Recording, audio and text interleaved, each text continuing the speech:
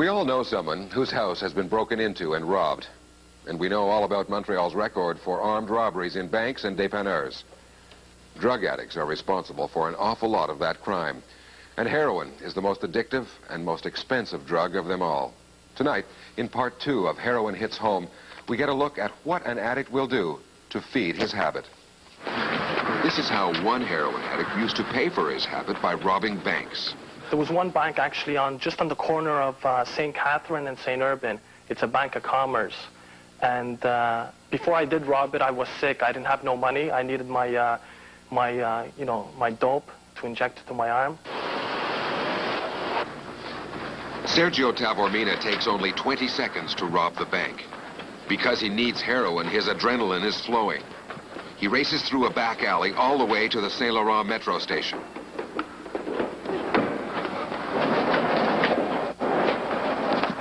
And we didn't know whether the cops were behind our back or whether something is going to happen, you know. At that time, you know, we just pulled off an armed robbery, so, you know, the blood is circulating and all that. So what I thought is, we'll run right through the metro and we'll go to Barry de Montenay. You ran through the metro? Yeah, so I jumped onto the track and I jogged for a while. After a while, I got onto there's a sidewalk on the side. And we went right through there to Barry de Montenay. Last year, there were 3,000 armed robberies and 35,000 break-and-enters in the Montreal urban community.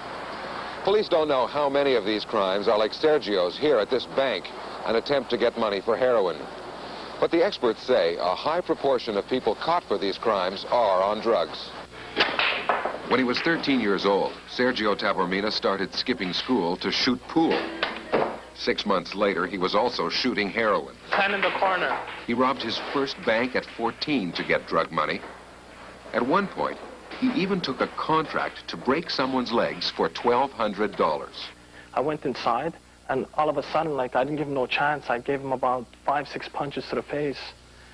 And then after, when he was on the floor, I gave him a few kicks till he was unconscious. And I had a brick, so I put the brick under his leg, and I just snapped his knee. And if you ask me if I had any feelings for that, no. It was just doing like a normal thing. Were you on drugs when you did that? Yeah, I was. Today, if I had to do that, I'd probably throw up. When Sergio Tavormina was in jail, he took advantage of 24-hour passes to get heroin. I went out, I consumed while I was out, and when I came back, I suitcased it. What does that mean, suitcase it? That's putting drugs up your rear end, you know, in balloons and all that. And I remember one point, because my thing was to inject my heroin.